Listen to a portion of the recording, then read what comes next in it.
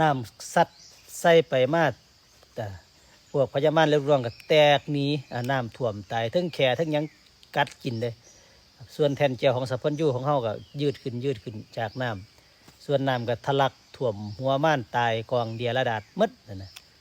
จากนั้นเพิ่นก็เลยได้ตรัสรู้เป็นพุทธเจ้าว่าสัมมาสัมพุทธโพธิญาณนั่นแหละ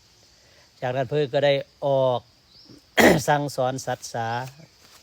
ตั้งแต่เพิ่นจบมาแล้วก็ที่แรกก็พรหมเนาะเพิ่นกำลังเล็งว่าธรรมะบทนี้มันเป็นธรรมะที่รู้ได้โดยยากคนธรรมดาบ่สามารถสิเห็นได้ซั่นมันก็เลยนั่งพิจารณาอยู่เจริญพรนมัสการครับพระอาจารย์เจริญพรเพิ่นว่าเพิ่นเลยบอกว่าธรรมะของเฮานี่มันเป็นธรรมะที่ลึกซึ้งคนนี่สิเข้าใจได้ยากถ้าบ่ทำใจอีหลีนะ